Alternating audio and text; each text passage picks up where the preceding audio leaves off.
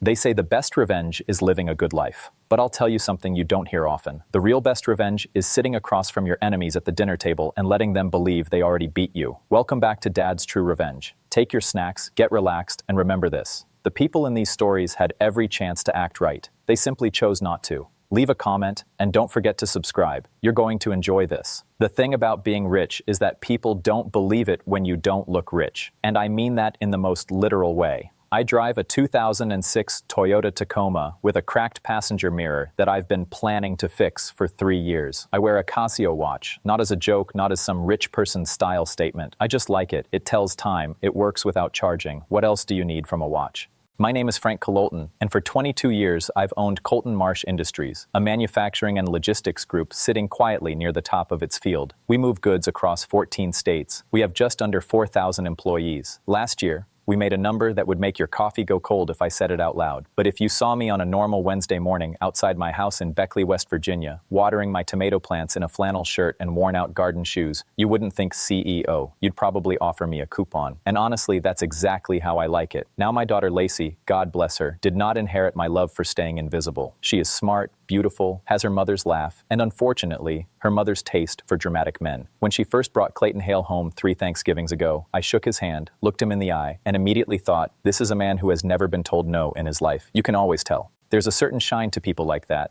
like life has been polishing them since birth. Clayton wasn't a bad man, at least that's what I kept telling myself. He was smart, well-dressed, confident in a way that made rooms lean toward him.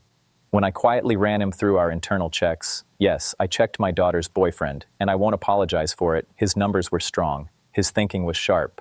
So when Lacey told me she was serious about him, I did something I had never done in 22 years of business. I promoted from emotion. I made Clayton Hale the CEO of Colton Marsh Industries. He had no idea who he was really working for. As far as Clayton knew, he had been recruited by a top firm, interviewed by senior executives, and earned the job on pure skill. Which, to be fair, he mostly did. I just opened the door a little wider. Lacey knew, of course. She called it sweet and insane at the same time. Dad, she said one night at my kitchen counter with chamomile tea, this sounds like a soap opera. I prefer to call it family strategy, I told her. She gave me that look. Fathers know that look. It says, I love you, but you are completely out of your mind. For about 14 months, everything went smoothly.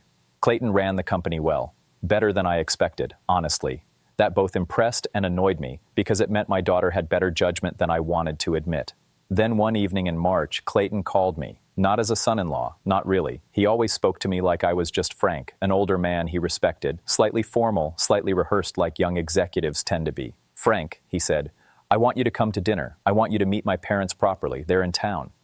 Something in me shifted when he said that. Not quite alarm bells. More like hearing a familiar word but not remembering where you heard it. They've been asking about me? I asked. Yeah, he said, and there was a pause just a bit too long. They want to know who their son married. I almost refused. My gut was loud, but there's another part of me, the part that built everything from nothing, that doesn't run from that feeling. It walks toward it. All right, I said, tell me where. The restaurant was called Aldridge's, the kind of place where there are no prices on the menu and the staff introduces themselves like they're part of the experience. I wore my cleanest flannel on purpose. Clayton met me at the door, freshly groomed, wearing a jacket that probably cost more than my first car. He glanced at my shirt, and to his credit, he didn't react. You look great, he said. I look like a man who found parking, I replied. He laughed. I didn't. Inside, Stuart and Norma Hale were already seated. Here's something I've learned about first meetings. People who are hiding something tend to overdo kindness. Too warm, too polite. Smiles that arrive before the eyes do. Stuart Hale stood up and shook my hand with both of his, the double hand grip that can mean sincerity or calculation. Frank, we've heard so much about you. Please, sit. Norma lightly touched my arm and said I looked comfortable, which in expensive restaurant language meant she had already judged my flannel and marked it as harmless. We ordered. We talked lightly. Clayton spoke carefully about work, the way he always did around me. Stuart asked about my property in Beckley. I told him I grow tomatoes. He nodded like he had stopped listening halfway through. About 40 minutes in, right between courses, Stuart reached into his jacket and pulled out an envelope. Thick, cream-colored, official-looking. He placed it on the table very carefully, like it mattered. Norma lifted her wine glass. Clayton looked down at his plate. And that's when I knew. 22 years of building something. 22 years of keeping certain things buried.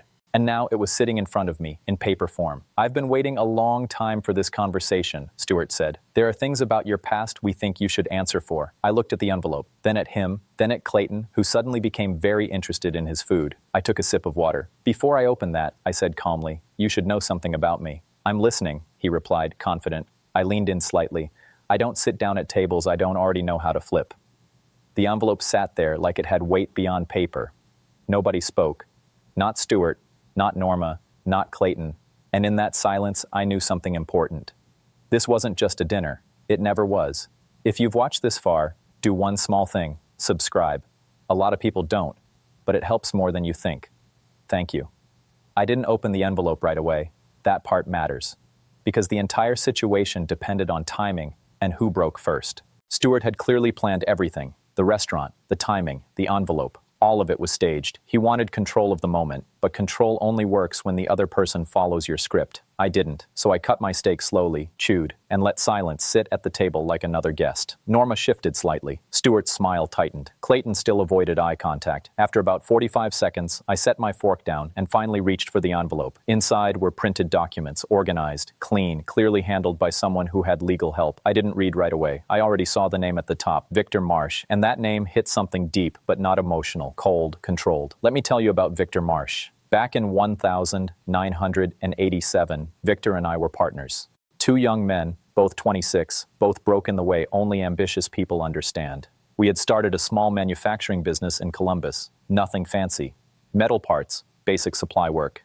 The kind of business that keeps industries alive but never gets noticed. We built it together for 4 years, and I ignored every sign that Victor was not who I thought he was. He was stealing, slowly, quietly. Not in big dramatic moves, but small ones over time. The kind that don't show up until everything is already damaged. By the time I realized it, he had already built a separate operation using our money, our clients, and my relationships. When I found out, I didn't explode. I didn't yell. I got quiet. I spent months documenting everything, every transaction, every stolen deal, every hidden move. And when I had enough, I sat him down and gave him 2 choices: leave, disappear, give up his stake, or I take everything to court and destroy him legally. Victor chose to disappear. I rebuilt everything alone after that, and I made a decision that day: never trust a partner again. What I didn't know then was that Victor had a younger brother, 15 years younger, a child at the time. That child grew up hearing Victor's version of the story, a story where Victor was the victim. That boy's name was Stuart. I looked up from the papers. Stuart was watching me like he had been waiting years for this exact moment. "Where did you get this?" I asked quietly. "My brother kept records," he said. "His version, everything you did to him." I nodded slowly. "And how long have you had this?" "Long enough," he said. "He died 4 years ago. Cancer, and he died with nothing, because of you." There it was, not just anger, something built on grief and belief. "I'm sorry for your loss," I said carefully. "I don't want your apology." "Then what do you want?" He leaned forward. "I want you gone from your company, and I want financial compensation. It's all in there, before this reaches your son-in-law's future." And that's when Clayton finally looked up. Stuart tried a different approach. He went for the father angle, the one people use when logic is gone and emotion is all they have left. He spoke like a man trying to hold a collapsing wall up with his bare hands. "Everything I did was for this family," he said. "Clayton, that man took everything from your uncle, from all of us. You were finally in a position to..." "To what?" Clayton cut in. His voice broke on the word, then quickly tightened again, like he refused to let emotion take control. It was that sharp change in tone young men sometimes have when they decide feelings are not allowed to win. "Help you extort my father-in-law? Use my wife's family to settle a 30-year grudge over a story that, based on what Frank just put on this table, wasn't even true?" Stuart had nothing to say. Silence filled the space where his argument used to be. I picked up my glass of water again, just to give my hands something to do, something steady. The room felt heavier now, like even the air had realized the truth had landed. After a long pause, Clayton turned back toward me. His face had changed. It was calm now, controlled, almost carefully built. I knew that expression well. It was the same one he wore in hard-board meetings when pressure was high and every word mattered. And I realized something with a quiet kind of pride I didn't show on my face. That was the face of a CEO. "I owe you an apology," he said. "You don't," I answered immediately. "You didn't know." "I knew enough," he said, "to feel something was wrong tonight, and I still came anyway. I sat here while my father put that envelope in front of you, and I just looked at my plate. That's not who I want to be." He stopped for a moment, like he was choosing whether to finish the thought or swallow it. Then he finished it anyway. I looked at him for a long moment. "No," I said quietly. "It isn't, and the fact that you know it isn't is exactly why you still have a job on Monday morning." Something moved across his face. Relief, but controlled. Like he didn't want to look too grateful. Just composed enough to stay proud. Then I turned to Stuart. "As for you," I said. He lifted his chin slightly. holding on to whatever dignity he had left. It was the last posture of a man who is lost, but is not ready to admit it fully.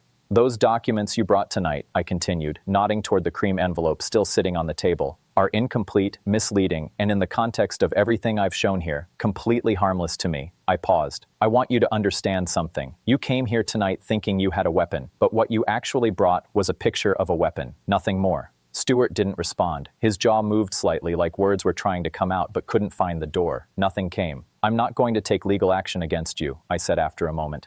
Not because I can't, but because Victor was your brother and grief makes people do things the version of themselves, the undamaged version, would never do. I get that. I took a breath. I'm sorry for how he told you that story, and I'm sorry you carried it all these years. Norma's eyes were wet now. She looked down at the tablecloth, like it was safer than looking at any of us. For a second, I almost felt sympathy for her. Almost. But you need to hear this clearly, I added. And I will only say it once. I leaned forward slightly. Clayton is the CEO of my company. Lacey is my daughter. And since her 25th birthday 3 months ago, she is a majority shareholder in that same company. I let that sit for a moment. Your son married into something you spent years trying to take a piece of, and the only reason any of that is still open to him, and by extension your family, is because he just proved to me in the last 10 minutes that he is not you. The silence that followed was heavy. It felt like the kind of silence that costs money, reputation, and history all at once. I didn't spend a cent on it, but it still felt expensive. Stuart Hale slowly picked up his napkin. He folded it carefully, neatly, like precision could restore control. Then he placed it beside his plate, a small, final gesture of a man who had nothing useful left to do with his hands. We should go, he said to Norma. She nodded without looking at anyone. Not at me, not at Clayton. Just nodded like the room itself had made the decision for her. They both stood. Stuart's hand moved toward his jacket pocket, almost instinctively, like he might reach for the envelope again. Then he stopped himself. Left it there. That was the smartest thing he had done all night. As he walked past Clayton, he paused for just a moment. Son, he said softly, then corrected himself. Clayton, I'll call you that. Later. Not tonight. Later. Those two words carried more distance than the whole restaurant had space for, and then they left. Stuart and Norma Hale walked out of Aldridge's, and I watched them go. I didn't feel anything dramatic. No victory rush, no anger, just a calm, steady feeling, like something unfinished for 30 years had finally been placed down properly and would not be picked up again. Clayton and I sat there in silence for a bit. Eventually the waiter came back, looking cautiously hopeful, like he had decided the storm was over and he could safely exist in the room again. Dessert? He asked. Clayton looked at me. I looked at him. Yes, I said. What's the chocolate thing? 2 of those, I added. And coffee. Real coffee. Not that weak decaf nonsense. The waiter nodded quickly and disappeared with more relief than I expected from a dessert order. Clayton leaned back slightly and exhaled. It sounded like a breath he had been holding for hours, maybe longer. Frank, he said. Yeah. I need to ask you something, and I need you to be completely honest with me. I always am. He looked straight at me. Do you actually trust me to run the company, not as Lacey's husband, as the CEO? I took my time before answering. This wasn't a question you rushed.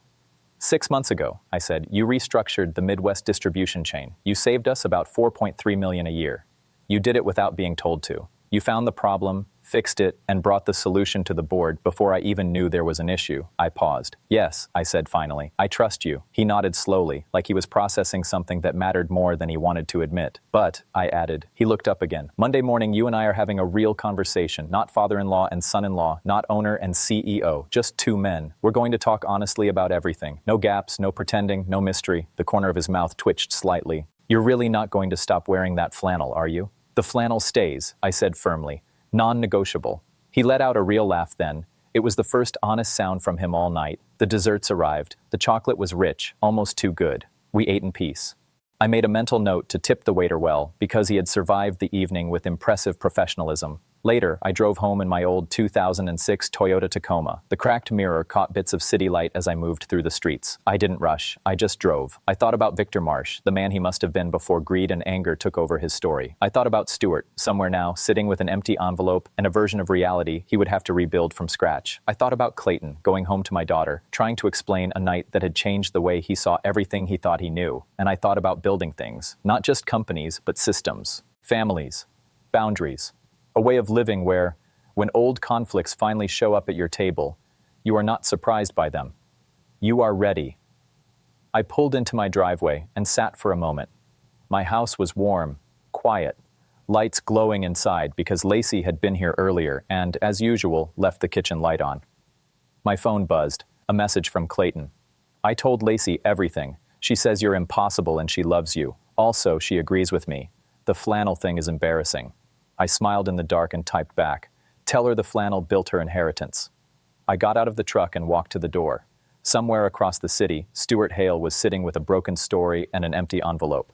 And I was going home to my tomatoes. Some men build empires to prove something. Frank Cololton built his to protect something. And tonight, for the first time, everyone at that table understood the difference.